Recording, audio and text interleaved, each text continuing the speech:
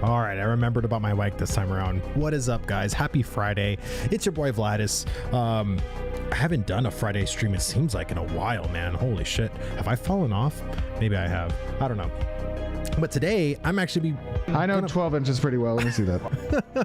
I'm going to be playing Ashes of Creation today. I'm going to be doing some treasure maps and also just talking to you guys in chat about, overall feeling of, where the current state of phase 2 is. We'll talk more about, of course, the econ changes that are coming up in April.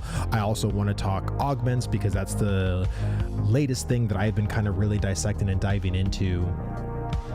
Because I am doing a whole video dedicated into the spell blade, or was it the fighter plus mage, which I think is it's the spell blade, right? 64 classes, Jesus Christ. But yeah, I've been doing that and using Grok to help out certain stuff, and right now I've just been kind of bullshitting. Here, let me lower the music real quick.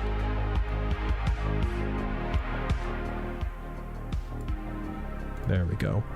I've just been bullshitting on Grok because I just wanted to see what augments the cleric can have, right? So I basically put, can you tell me about the cleric class and its potential augments? I hear life and death are 2 possible augments. Can you flesh those augments out and come up with 2 other schools of augmentation for the cleric class? Think as a lead class designer would. And dude, Grok, I've come up with a whole bunch of augments for the fighter plus mage. Grok's done a fantastic job coming up with really transformative augments for every single ability for the fighter. I'm talking about blitz, I'm talking about lethal blow, I'm talking about whirlwind, maim, cataclysm, berserk, blood fusion. Some of them are just so freaking cool about how they can use.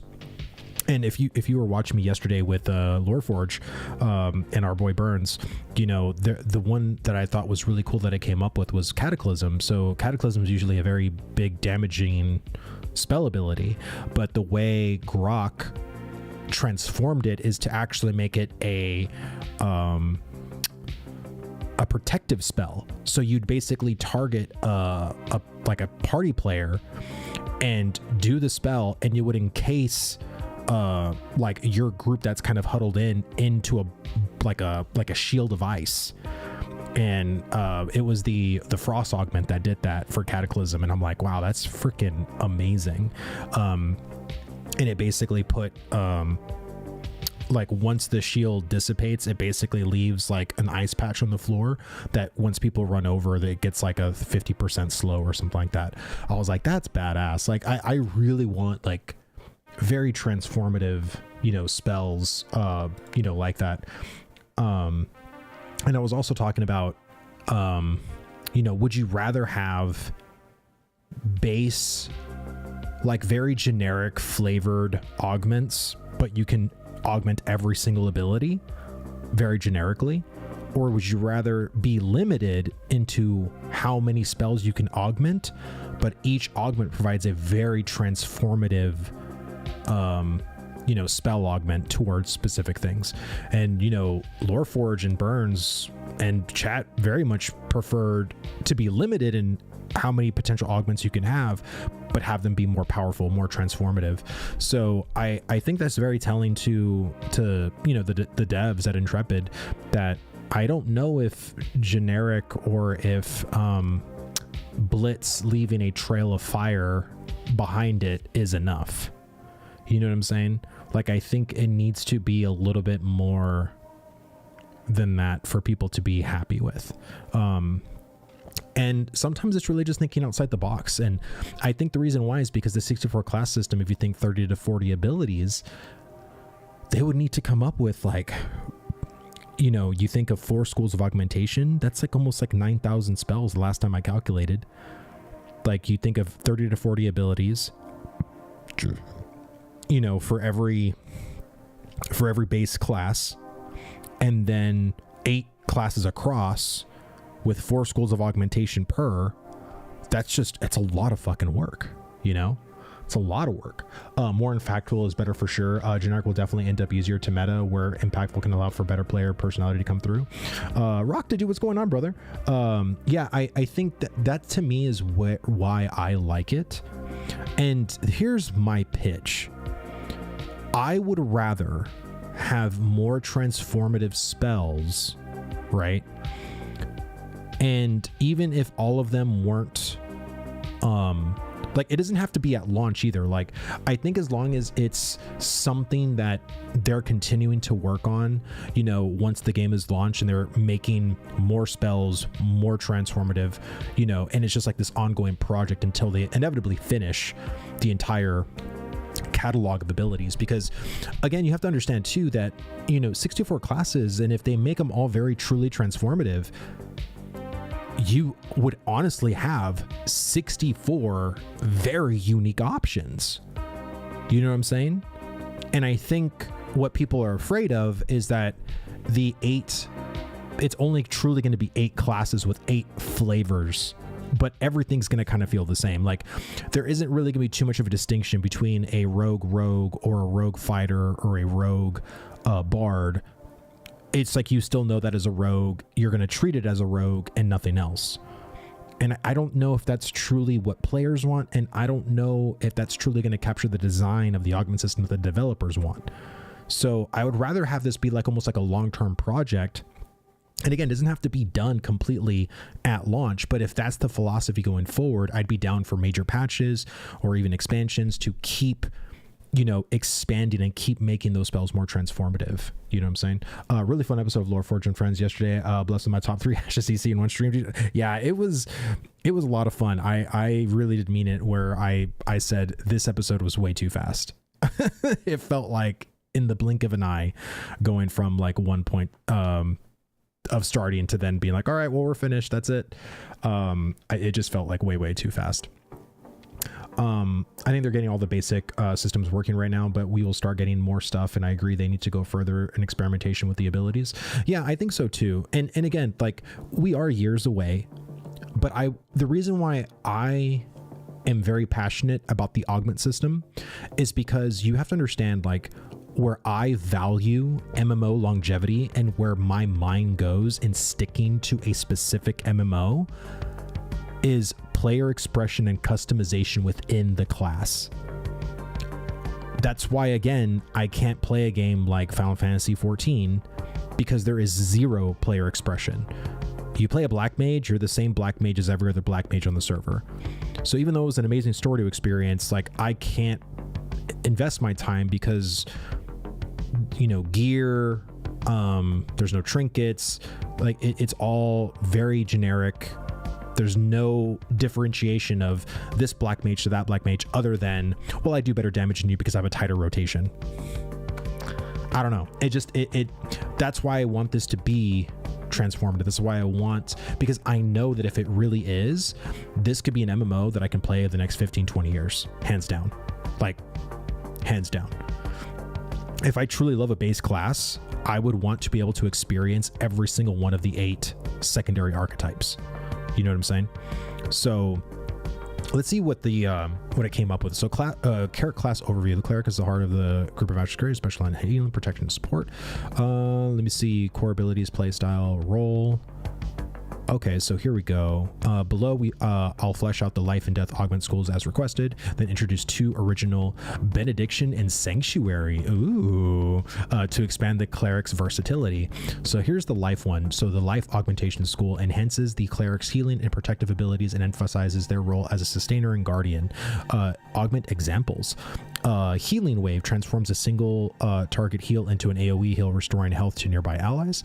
Vital shield adds a temporary health shield to spells, absorbing damage equal to a portion of the heal's value. Radiant burst heals an ally and boosts the healing they receive from all sources for a short time. Grants healing spells a chance to critically heal, doubling their effectiveness. Perfect for clerics who want to excel in group content, especially when facing widespread damage or multiple allies at once. So here's the death one. Let me see. As a healer, I'll need more than just flavor to keep me interested in healing. We're all pretty much the same. It just feels bad. Yeah, I know, Wagsy, man. Like, I think the reason why it feels very defeating is because we also know every other system in Ashes of Creation is just so involved, right? But again, it's not like I chose the 64 class system. You know what I mean? Steven chose it. So if you chose it, you got to commit, right?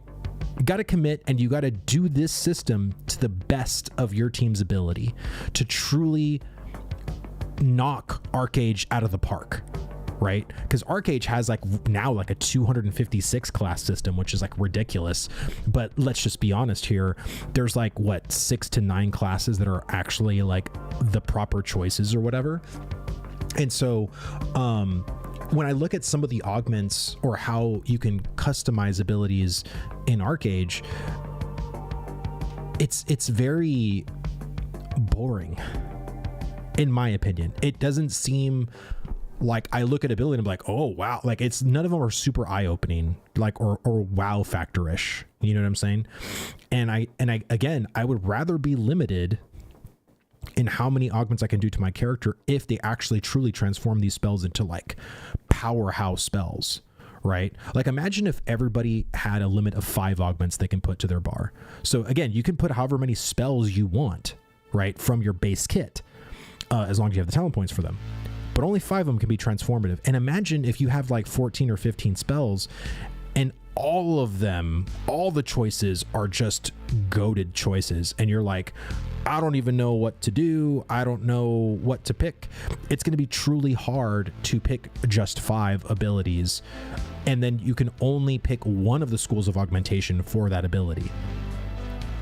I think that's the kind of choice that I want. I want it to be super hard, but also it could be very easy depending on the content I want to do, right? If I'm going to go out and do some PvP, if I'm a fighter mage, maybe I'll choose more of the frost and teleportation schools of augmentation, depending on what I want to do. Maybe I'll mix and match a little bit. If I want to go PvE, then I can go maybe lightning or fire, depending on what my fancy is.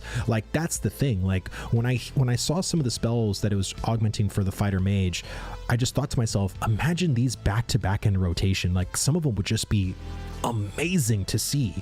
You can literally become a freaking shaman. Some of the spells that you can do for fighter mage, at least what Grok came up with, was really freaking cool. I can't wait to show you guys the video because it's really going to be amazing. When are servers up? Servers are supposed to be up in only 15 minutes. So they said they were going to go down at 7 p.m. Central and they were going to go up in 15 minutes unless something happens. There's a delay, but I'm pretty sure Intrepid will ping the server once stuff is back.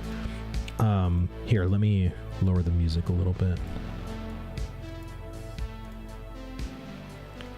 So here we go. Death Augment School. Let me see. Introduces offense and debuff capabilities, allowing clerics to harm enemies and weaken them while still supporting allies. Smite of Decay converts a healing spell into a damage over time dot effect on enemies with damage scaling based off the cleric's healing power. Applies a debuff that reduces an enemy's damage output temporarily. Soul Drain heals an ally while dealing damage to a nearby enemy simultaneously. Ooh. Necrotic Touch adds a chance for healing spells to apply a minor dot to enemies in range. I like this.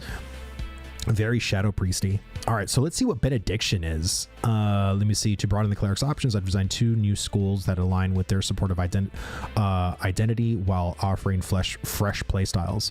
Benediction. So this one focuses on buffing and empowering allies, enhancing their combat effectiveness beyond simple healing.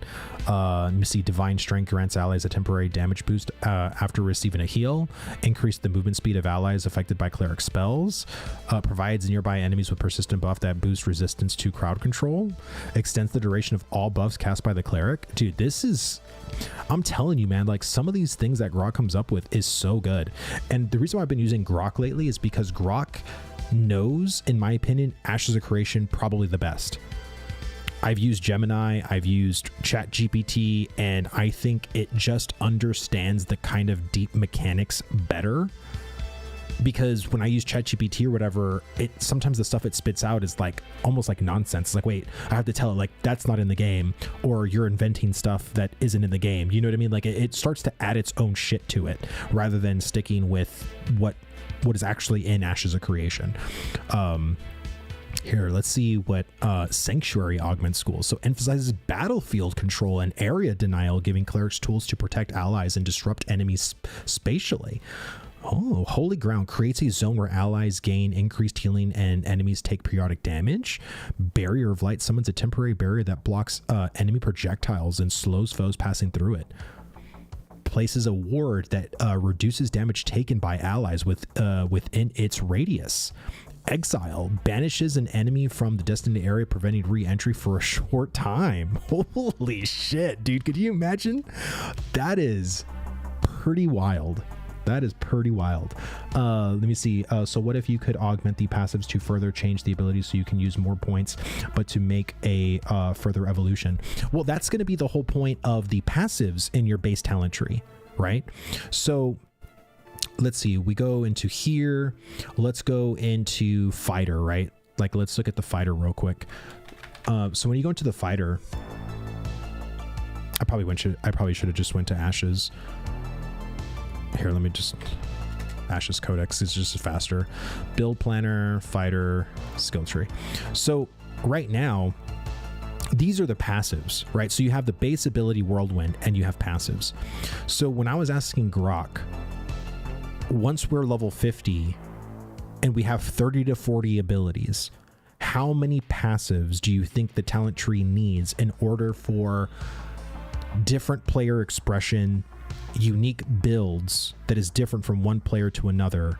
Like how many passives does one ability need? And it basically said anywhere from 3 to 5 passives. And again, if you go and look at the video I made regarding like how I would redesign the kind of talent system, that's what I thought of too. I even designed some abilities with 6 passives, because inevitably if you have 50 talent points to play with, you want a lot of passives for the base ability to manipulate it in very like slight ways that can be slightly transformative, but not so much, right? And I think that's where the point of passives are going to come through. And there's certain abilities right now that don't even have any passives to them, right? So you think of like Brutal Cleave, you think of Crippling Blow, like those have 0 passives to them. There's no way to manipulate this ability any further than just picking this ability. And so whenever the actual more fleshed out versions of the talent tree, or even potentially we get up to like, let's say level 35, right? Like once, like probably late summer or maybe even third quarter going into fourth quarter, and we start getting like the tank and cleric secondary augments, we're going to probably see, more fleshed out talents, and more passives per base class. At least that's what I'm hoping for. And I think we just need to see more passives potentially, so that way if you truly love a certain ability, like let's say Blood Fusion, you just love that ability, well, you want a lot of passives for Blood Fusion so they can put their talent points into passively increasing Blood Fusion. And then on top of that, if let's say there's only 4 passives for Blood Fusion, you can actually have it to where then you have 4 passives and the augment for Blood Fusion. So let's say you're playing a fighter mage, so then you have 4 passives and you can then choose out of the 4 schools of augmentation, do you want the fire augment, do you want the frost, lightning, or teleportation augment for Blood Fusion? That would make Blood Fusion extremely powerful, because not only do you have the augment, but you also have pretty much all the passives associated with it as well. And comparatively to someone who probably didn't even choose Blood Fusion, or potentially has a different school of augmentation for Blood Fusion, but also doesn't have any of the passives associated with it.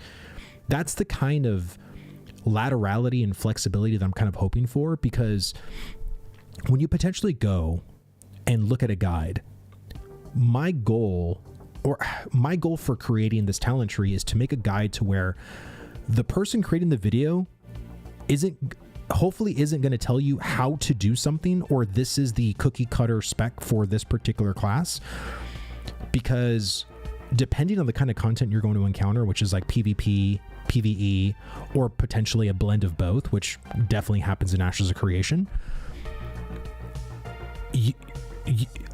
and also it just depends on your style of gameplay, like what you enjoy, And I think outside of just damage balance, if they really make certain abilities like pop off, like the guide is all it's going to be is like, well, this augment is very, very, very powerful, but also these other 7 are just as powerful, right? Like I want it to almost feel like no one can truly tell you how to do something, because you look in every other game in the MMO landscape, and every guide basically tells you exactly how to gear, exactly how to spec, and exactly how to rotate your buttons. So you as the player are just the monkey, you know, doing what you're told, pushing the buttons the way the guide told you, the way the video told you, and there is no thinking for yourself. I also have to understand that there are players who definitely like that, and that's fine. But I would like potentially to live in a world, hopefully, where that isn't the case, right? Where you can actually go and like almost think for yourself and not feel like you're making a bad decision in doing something, right? I think that's what a lot of people fear, is the reason why they don't want to talent into something is because they fear that it's the bad decision, it's the least damage, or it's, you know, it's not the meta or whatever, you know, quote unquote it is. But yeah, this is really cool, man. Like I really, really enjoy, so it's life, death, benediction, and sanctuary. And honestly, like what's so funny is that these names, I mean, life and death, I think Steven has said for cleric, but, is definitely something I would see Ashes of Creation actually naming its schools of augmentation for the cleric. You know what I'm saying? So it's really, really wild. But I think overall, like I just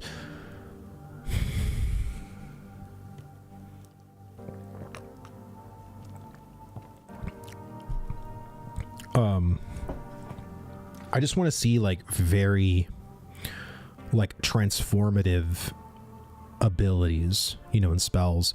Like here, let me go. So we're looking at this one. Let's go to the roundtable questions. I'm gonna get the prompt I used.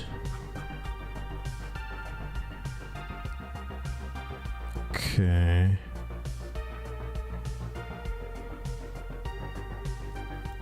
Let's go here.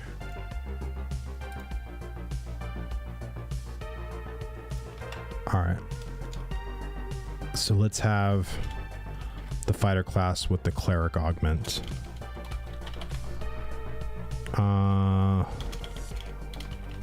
Let's use whirlwind.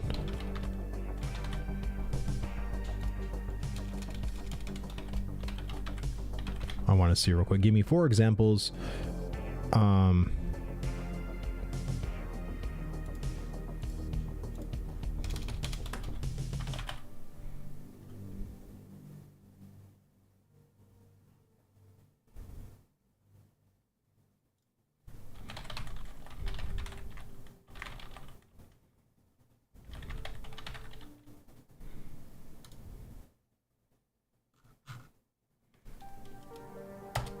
Has Rogue been revealed officially?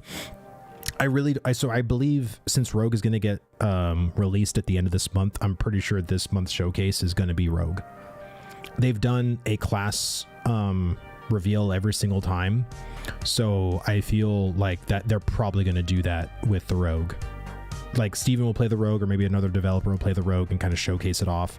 But yeah, it will be released this at the end of this month. So the bright side, if we get the augments, they don't feel good enough, we will have multiple cases of Intrepid team backpedaling and changing direction. Well, and again, I think just like anything, right, there's always going to have to be a back and forth. If we get something from them and we don't like it, we have to be very deliberate as to why we don't like it, right? So I think potentially, if they're already thinking they're going to go generic and people are already saying we don't want generic, then they're either forced to be more transformative, which inevitably is going to take more time, because it's really easy for them to be like, well, if we just have to still animate this one charge, right, Blitz as an example, then we don't have to do any more animation changes, right? all we have to do is just add a streak of fire, add a frost streak, add some lightning in the back of it, and it's still the same animation. But when you start making stuff very transformative, what if the blitz now becomes a sort of leap, right? And so that requires animation to get involved, that requires other teams to get involved, which just takes up more and more time. So that's all that's left is Summoner, a best for last. Yeah, I really can't wait for Summoner, man. I'm truly excited about that. I mean, as someone who played a Hunter and a Warlock in WoW, I really dig pet classes, but I'm really curious of how they're going to incorporate up this kind of pet class in Ashes. Cyber Dude, what's going on, brother? Good to see you. All right, so let's see. Whirlwind augments for fighters. So here's the life augment. Let me see. Each hit by whirlwind heals the fighter and nearby allies for a small amount. Additionally, allies struck by whirlwind gain a stacking healing over time hot, with each hit increasing the hot's potency 1% for each max health per stack, up to 5 stacks lasting 8 seconds. Dang. Visuals: golden light trails from the fighter's weapon, pulses with healing rippling outward with each spin, bathing allies in a warm glow. Damn. Okay, so then Whirlwind of Decay. Enemies hit by whirlwind suffer a stacking damage over time dot that deals necrotic damage, 2% of their max health per second per stack, up to 5 stacks lasting 6 seconds. For each enemy affected by the dot, the fighter gains health regeneration proportional to the number of targets. Dude. Let me see. Visuals: dark shadowy tendrils swirl the fighter, leaving a sickly green mist clinging to enemies as they... Oh, thank you. Appreciate that. Yeah, I like that one. That one's really cool. Let me see. Whirlwind of Empowerment. Let me see. Allies, including the fighter, hit by whirlwind gain a temporary buff that enhances the next ability they use within 5 seconds. The buff increases the damage, healing, and effective potency of that ability by 20%. A heal lands for more, a damage skill hits harder, buff lasts longer. Dude, this is what I'm talking about. You know what I mean? Like that, it's like decision making. Like you're picking this because in this moment, when you hit whirlwind, you know there's going to be a buff lined up for your team. So it could be something you can even line up with your group. Like, I love this. This is so unique and cool. Whirlwind of Hollowed Ground. So upon completion, whirlwind leaves a sanctified zone on the ground for 10 seconds, i.e. 8-yard radius. Allies within gain 15 increased healing, receive, and 10% damage reduction, while enemies are slowed by 20% and take periodic holy damage, i.e. 3% of max health per second. That's freaking cool, man. Like, you see what I'm talking about? Grok cooks with this stuff. It's so good. Like, and I love how descriptive it is. And and again, I'm not really too choked up with percentages or numbers, but it's more about the spirit, like how it's transforming Whirlwind as an ability. Let me see. Whoa, wait, what's this released augment stuff? No. This is me playing with an AI, and the AI is acting as a lead class designer, designing augments. Like I am designing augments, and the what it's coming up with is just, it's really, really, really cool. So like, let's do another ability, right? So we did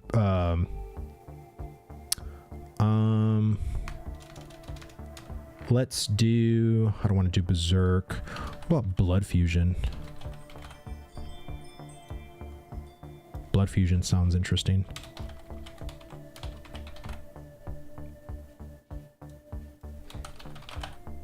Cleric.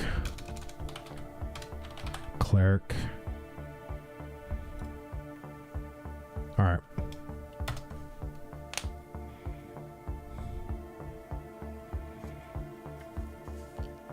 Oh man, my hopes just I know, and that's the thing. Like, my goal with this video that I'm going to release is really trying to showcase my anecdotal want for augments.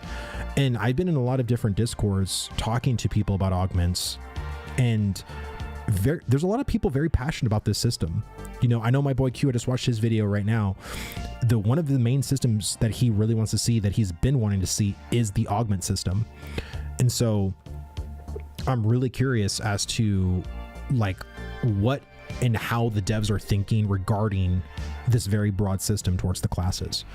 So fan fiction, yeah, it is. This is all fan fiction, baby, but damn, it's good. It's some good fan fiction. Let me see. So let me see. Vital fusion. So instead of sacrificing health to deal damage, the fighter channels divine energy through blood fusion, converting the self damage into a healing wave. The ability now heals the fighter and nearby allies for amount equal to the health that would have been sacrificed, i.e. 20% of the fighter's max health. Additionally, it applies a healing over time hot effect to all affected allies, restoring a small percentage of health over 8 seconds. That is cool, man. Holy shit. Necrotic fusion. So blood fusion now deals its damage as necrotic energy, applying a stacking debuff to enemies hit.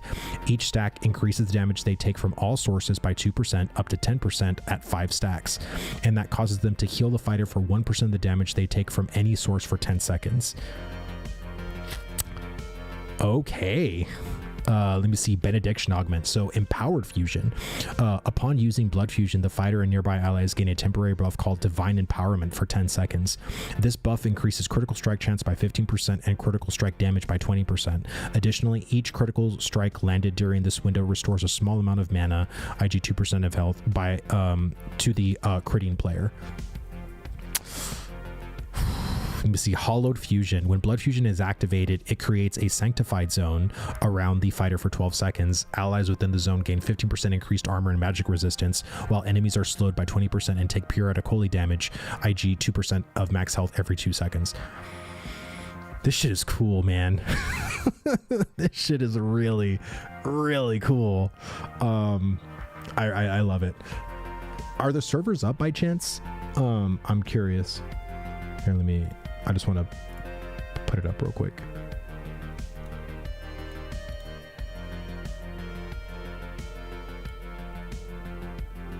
Servers are up? Okay. Yeah, it's so hard too, because I really love the fighter. And, you know, I was coming up with a lot of stuff for mage because we actually know the 4 schools of augmentation for the mage, but there's a lot of classes that we don't know the four schools of augmentation for, right? So with the cleric, we know that there's going to be life and death as a school, but we don't know the other 2. And brother, what is going on, man? It's been too long. How have you been? It's good to see you, dude. My boy Phantom X in the house, dude. It's wild. Been out of pocket, dude. I've been seeing you play other games or being playing Ashes on the other server. So yeah, I've been sneakily keeping my eye on you. I hope you're doing well, brother.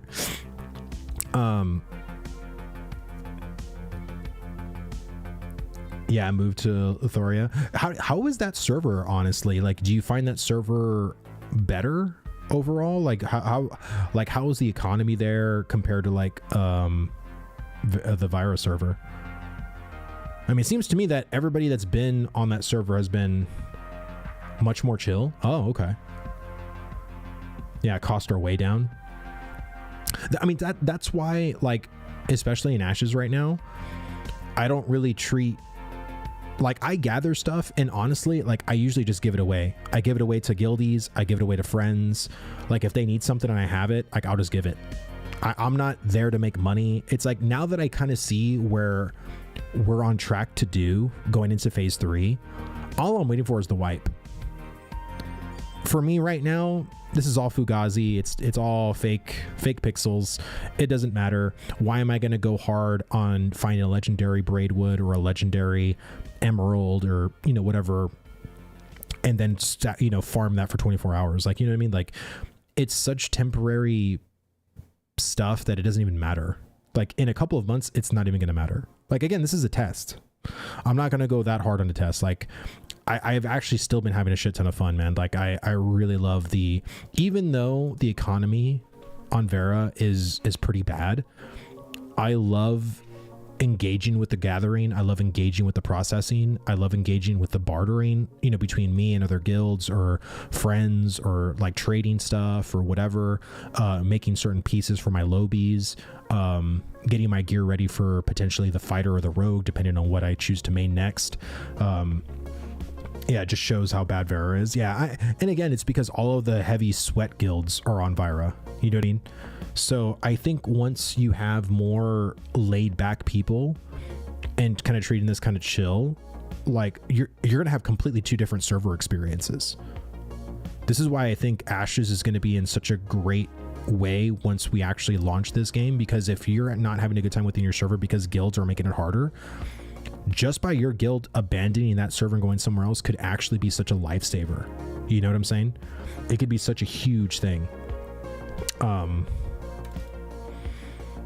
me see. Based on what you know about the fighter class in Ashes of Creation, what 4 schools of augmentation do you think the fighter class will have? Think as a lead class designer. And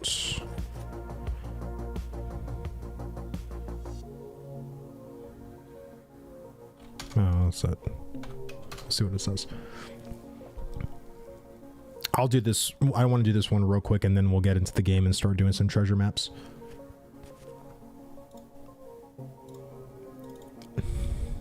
But yeah, dude, I love Grok. Grok is goated. For being free, it's really, really good.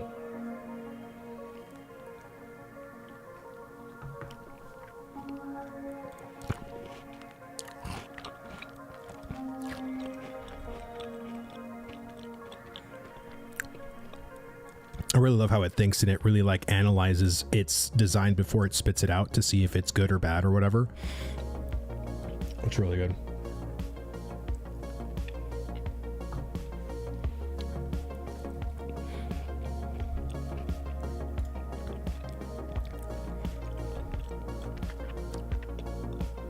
Assault. Maximize raw damage and offensive pressure. Skirmish. Enhancing mobility, evasion, and hit and run tactics. Control. Battlefield manipulation through debuffs and crowd control. Sustain. Boosting survivability and endurance for prolonged engagements. So why these 4 schools? These 4 schools reflect the fighter's core identity and Ash's creation as a mobile, adaptive combatant who excels in close quarters. Each school offers a distinct playstyle. They're designed to be transformative, meaning augments fundamentally alter how abilities work. For example, a basic charge could gain a sweeping multi-target strike with assault, become a teleport with skirmish, knock down enemies with control, grant damage reduction with sustain.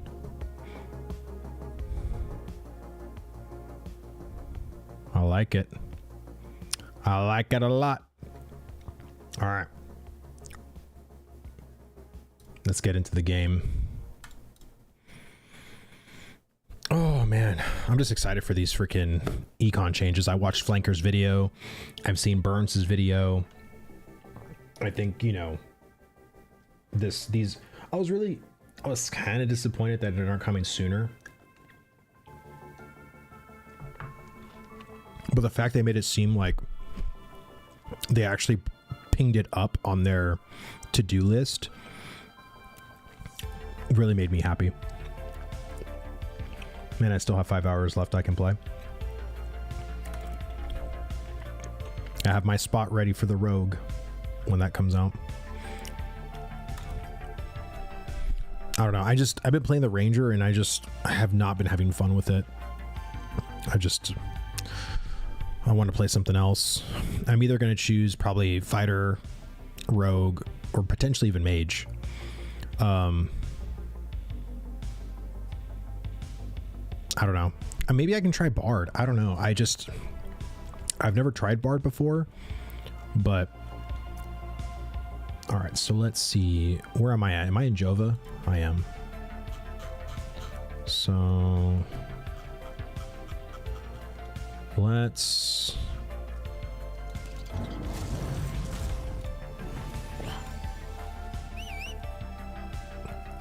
try Cleric. So much fun in both PvP and PvE. Sustain is insane, man. Yeah, I mean, I've had a lot of people tell me about Cleric too, and I do love healers. Don't get me wrong. I actually, like, I mained healer several times in World of Warcraft. I don't know.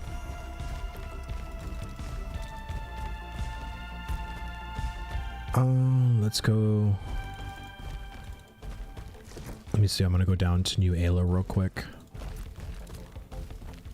Actually, let me pop one of these treasure maps.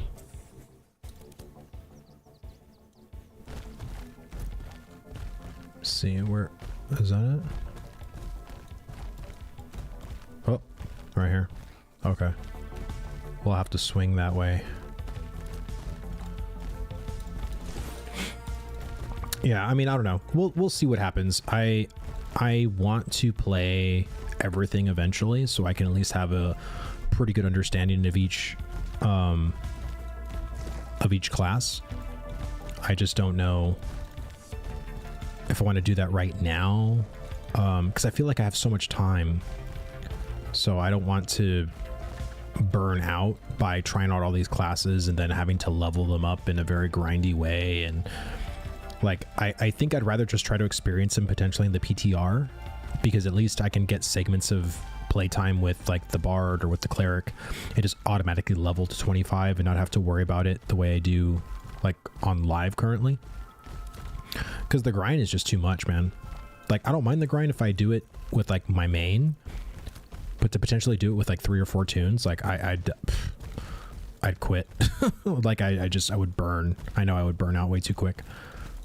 So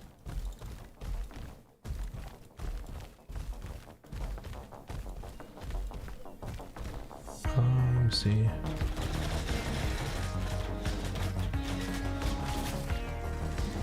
Well, I believe they're going to give PTR access soon. They're going to open that up potentially like phase 3. Love to try a max level fighter. Dude, fighters are in PvE, they are so good. In PvP, it feels bad because of TTK. And that's why I really want to see, once they fix TTK, if that really, you know, without changing nothing else, right? If fighter can actually shine, because I'm telling you, in small scale skirmishes, pulling off like a cataclysm or your maim on an opponent, it is the most satisfying thing ever. It's so good. But the reason why, you know, again, fighter feels like trash is because, well, TTK lasts for like what, 0.1 second. You know, like you die instantly almost against a mage or against a ranger, right? You get sniped, like, and then one other ability and you're dead. You know, especially if they have over 600, you know, intellect, or, you know, what is it, spell power or whatever, magical power. Like, it's crazy. You know, the lazy peon fight with Steven got me wanting. Yeah, like it's fun, man. Like I don't discount the fighter at all, because rotationally it's very satisfying, and it was the first class that I did in phase 1, and I even invited. Oh, what the heck? How did I leave Axiom? Was that a bug? Thank you, King. if you're watching.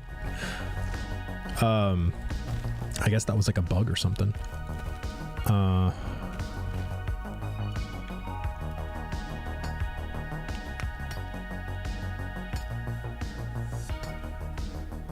Or maybe they consolidated the guild. All right, so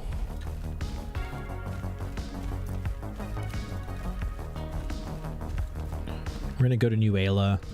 We're gonna go see.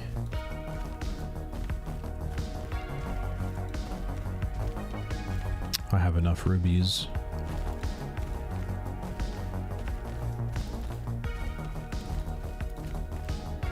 Oh, is that some halcyanite? It is. Oh, and like a. The only thing that kind of sucks is, I wish I was level 20 at least, because then I can actually get like the mining survey pylon and the empanadas and the elixir, like while I do this, but I can't because I'm not level 20. So yeah, it is what it is. It'll be something definitely to strive for. Next phase for sure. Is it, oh, that's there was someone pinged.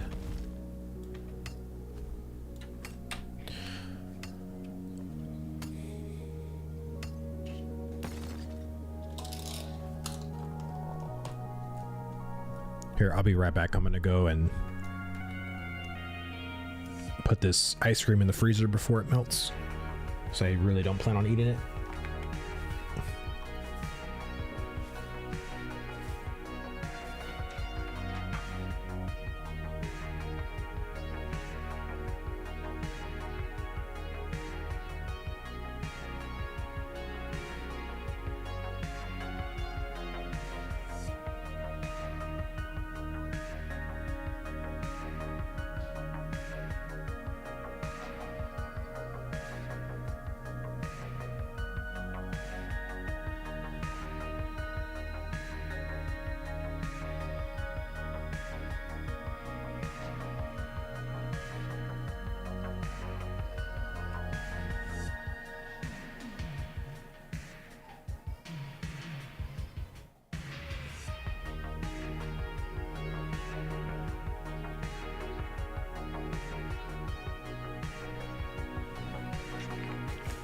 Okay, sorry about that.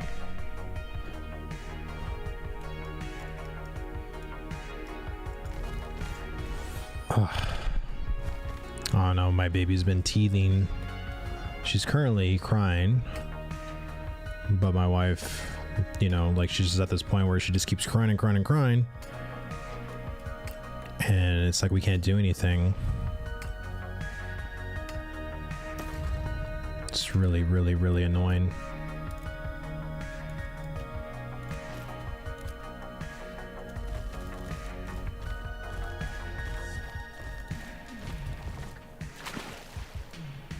I just heard my wife's phone in the kid's bedroom.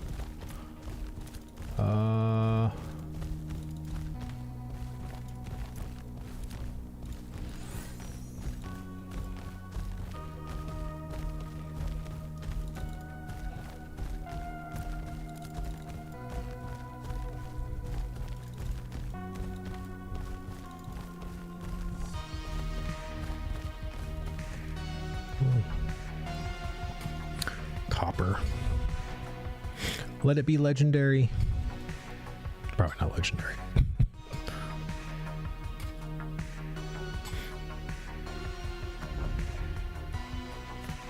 Yep, it's just common.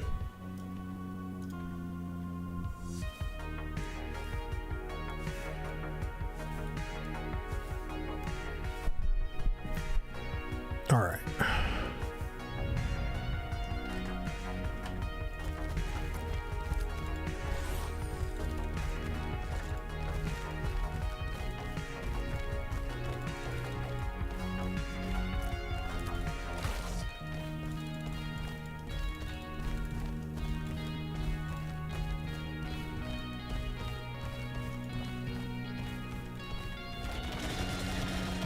Oh, now you want to run away.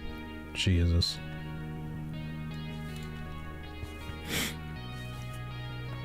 Oh, man. It's been so long since I played Ashes on stream. Jesus.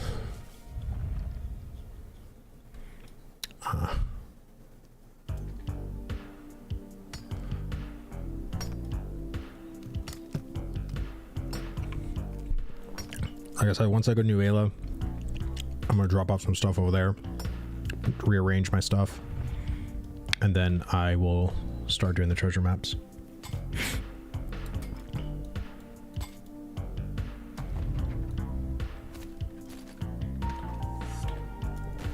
All right.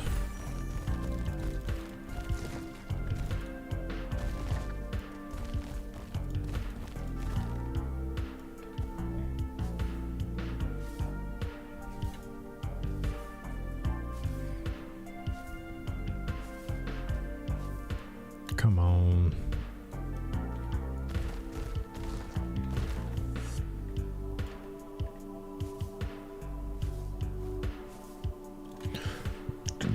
Excuse me.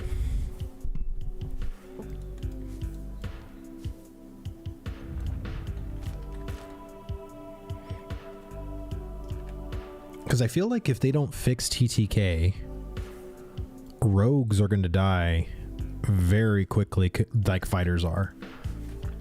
Like, and even though rogues have pretty crazy mobility, it don't matter with these range spells. So I'm really curious as to like if when potentially the rebalancing of stats or whatever their solution is for the more foundational things, like when that's actually going to be incorporated into the game. Because the other thing too is, you know, I've had this discussion actually with a couple of people. I think stats right now need to be cut in half. Honestly, the numbers that I see currently are numbers I would like to see at level 50. Like people critting for 4,000 or 6,000, that should be level 50 in my mind. Like I think we're doing kind of ridiculous amounts of damage currently. I think our health pools are okay-ish. I think they're fine, but I think damage wise, I think it needs to be literally cut in half, like across the board. I think I just want to see smaller numbers, because I don't want to get to level 50 and then it becomes this, you know, 15,000, 20,000, you know what I mean? Just like ridiculous numbers at that point, right? Like the one thing I really do enjoy is the fact that numbers are very visible and very, you know, very good. You know, I think numbers are very good right now, but again, we're level 25 without augments. So I just sort of think to myself, like, do I want to see further increases in numbers? Not really. Yeah, for real, defensive should be slightly buffed and I shouldn't be getting half health by level 10 Grim. Yeah, I think again, like, I think damage in general, both what we do and what mobs do, needs to be kind of adjusted. I'm usually not a fan of big numbers. Like, I don't mind big numbers, but if I could have it my way, I would rather have like a smaller progression when it comes to numbers. And I think because of how, really it's because of gear, right? It's like the gear and rarity scale is just a little too much, right? And then you add just the enchanting system on top of that, which makes it even more ridiculous. And then let's also add tempering, let's add jewel socketing, let's add, you know, just all this other stuff. Like, I don't know, like it's, I feel like numbers are going to get really ridiculous once other systems are then introduced. So I think just reformulating the stats in general would just be really, really, really good. So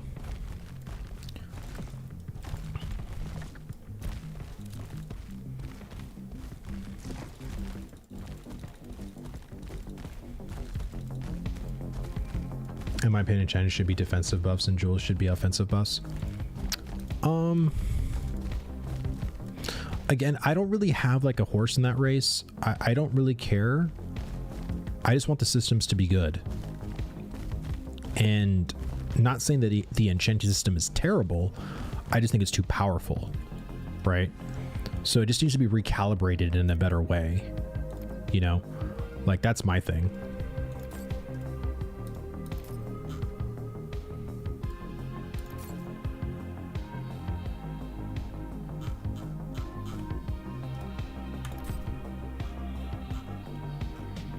right, let's see.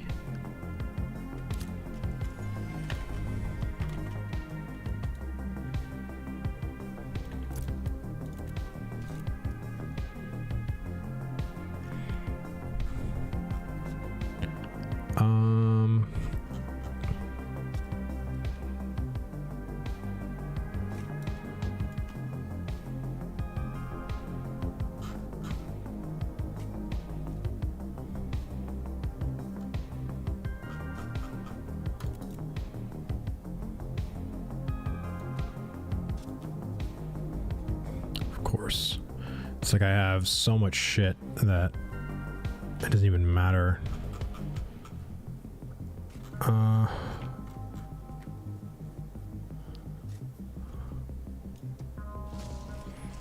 It's 20 of that. Iron, got 20 of that. I should probably just start selling this shit.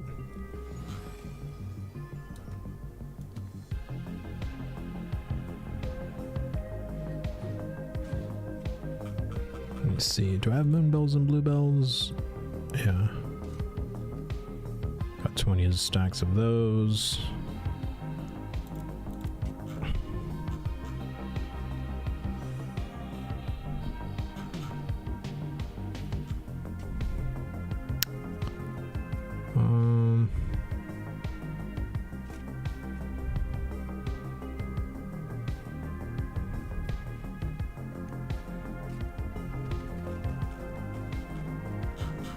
I don't have any more space. We'll see. Let me see with all these mats, when the processing, you can skyrocket in levels so quick. Dude, I know. Like, I can't wait for some of the processing changes. I think the fact that batching, we've all dealt with batching for a while now. It's just really atrocious. So I'm really looking forward to not dealing with that particular system anymore. So I'm just gonna sell.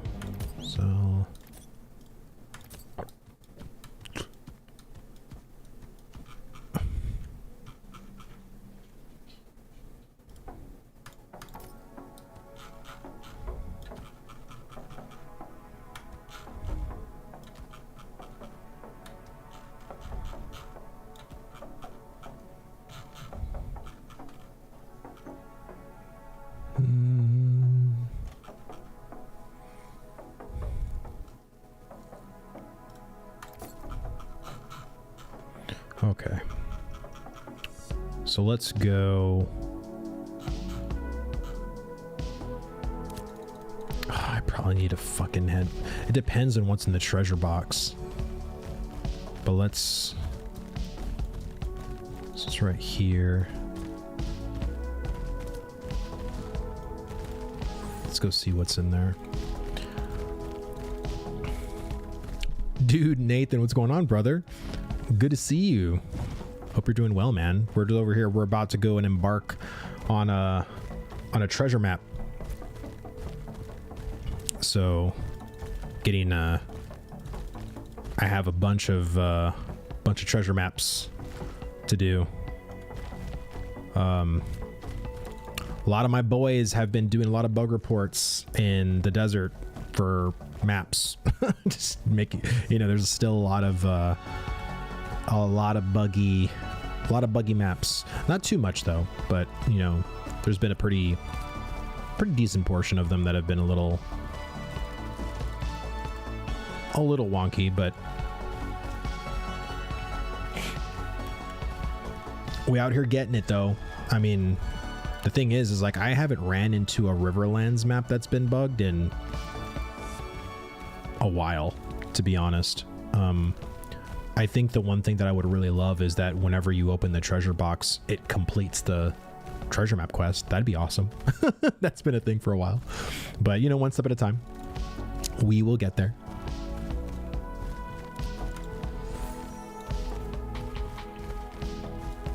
But overall, I think treasure maps are going to be such a great system for casuals. I really do. I think this thing alone you know, and being able to embark and get a little bit, you know, of your hands into processing, into crafting for like excavation kits, you know, processing, you know, certain things to make excavation kits, or even your dyes, your red dyes and stuff like that. I think it's a very cool system. And a lot of the people that I've talked to in guilds, I have a lot of people that really enjoy treasure maps. It's a very relaxing thing for them because it allows them to explore the world. It allows them to come across certain things, whether it's like gatherables, you know, certain places, you know, that they haven't encountered before, friends, just a whole bunch of stuff. I think the system, like once that system is just like even more fleshed out, I think it's, you know, I think it's as fleshed out pretty well now, but you know, it's only going to get better, you know? Yeah, it seems like a nice way of breaking up the grind. Yeah, it is. For a lot of players, it is.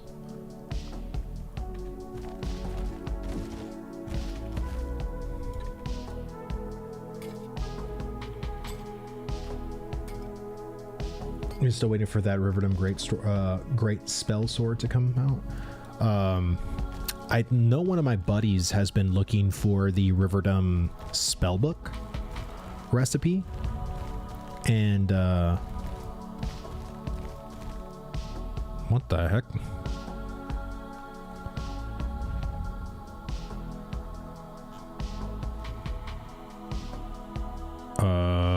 I just got like a whole bunch of experience, but like nothing changed.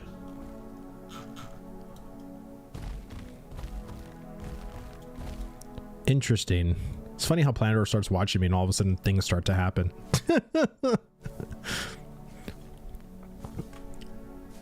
Let me see. Do you think the game would benefit from deeper RPG elements that spark the imagination and slower pace with no teleportation, like in some Asian RPGs that use cinematic clips to enhance immersion? I think any game could benefit from that. It just depends on where Ash's what they want to do. It seems like from Steven's interview from Peon that's not what the team plans on doing. And maybe that's more initially. You have to understand, like, stuff like that, like the stuff that Final Fantasy 14 does, the stuff that WoW does, that's big budget shit, you know, and even a 3-minute high quality cinematic is millions of dollars. Like, no joke. Like, you go and ask Weta what a 3-minute cinematic is or how much that is, like it's crazy. So I'm pretty sure every single dollar Steven is making sure that it goes towards, you know, the game. And I know cinematics and storytelling is part of the game, but I think he's trying to just get the base systems and all that stuff cooked before we start adding like the more finer details when it comes to like cinematics and things like that. You also got to give the team time to grow, because there's also like in-house cinematics team, right? Like Blizzard ended up growing their cinematics team from literally just the developers. Like if you go and watch, oh my god, it was a certain WoW documentary where the Wrathgate, it was like their first time ever doing an in-game cinematic, and the ways they did that were really funny, like in how they were able to pull that certain cinematic off. And you know, and that was by their own developers. They didn't hire anyone to do that.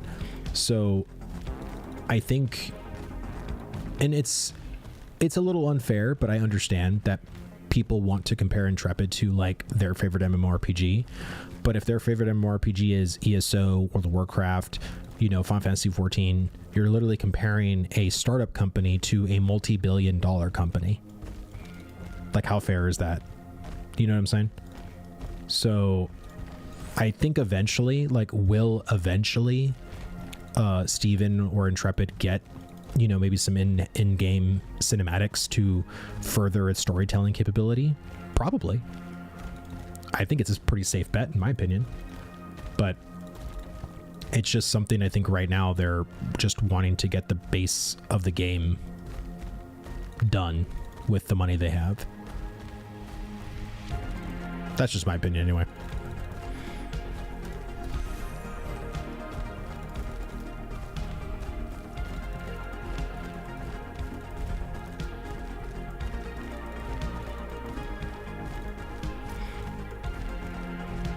All right, almost there.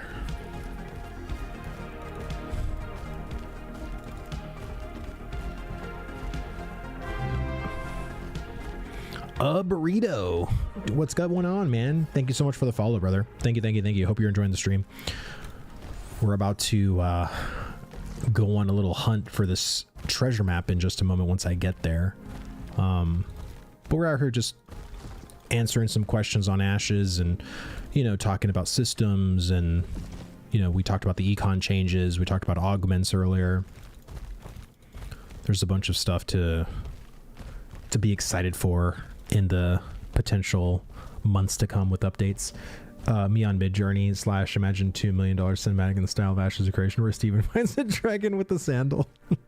Dude, it's nuts how far, like, there's like AI now with like actual text to video prompts, and it's really getting good.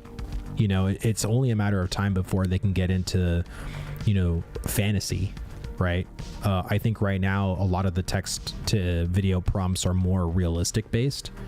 So it's not yet imaginative in like a fantasy kind of way yet. But I would imagine it's very soon to get there. Very, very, very soon.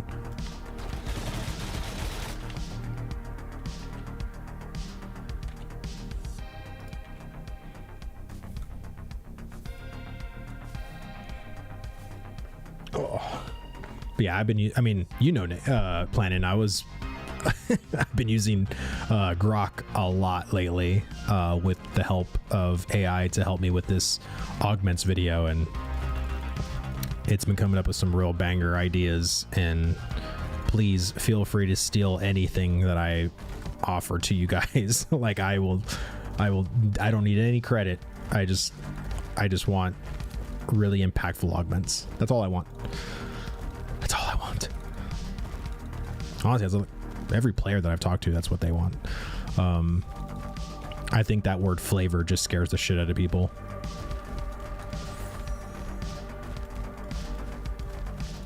What is treasure hunting like? Treasure hunting is, you basically have treasure maps. And so the system is not like, this isn't the final iteration of treasure hunting, but currently you right click on a map, which I did right here. And then out in the world, there's these circles that spawn.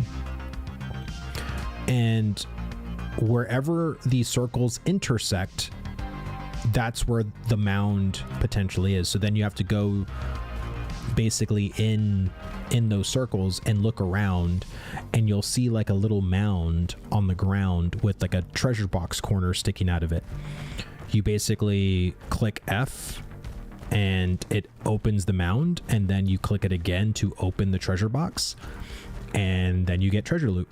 That's really what the treasure map system is currently. I don't think that's, again, the final iteration at all.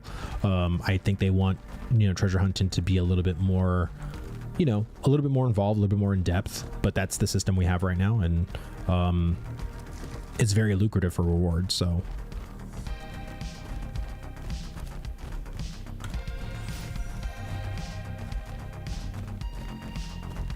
There we go.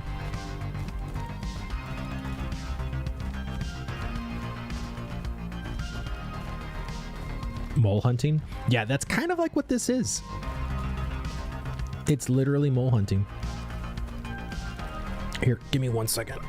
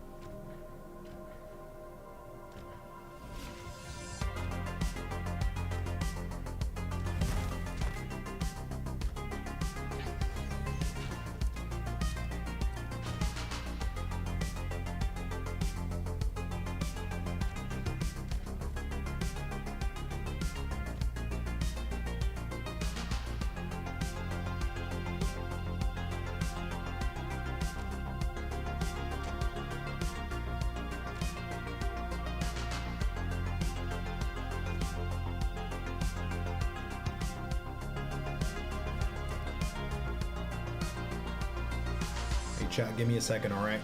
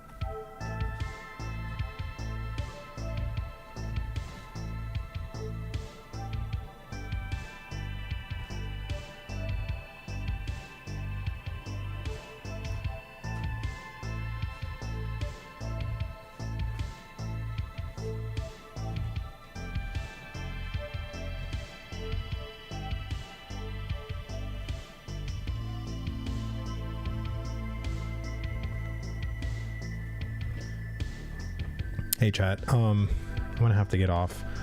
My daughter's just been teething a lot and she really wants me. She doesn't want mom. So I'm gonna get off, and I hopefully can probably come back once my daughter is asleep and I can continue to stream, but I'm gonna go take her for a walk right now and see if I can get her to bed. Really appreciate you guys sticking around, but hopefully you guys can see me later on today. Yeah, I'll probably just give me an hour at the most. But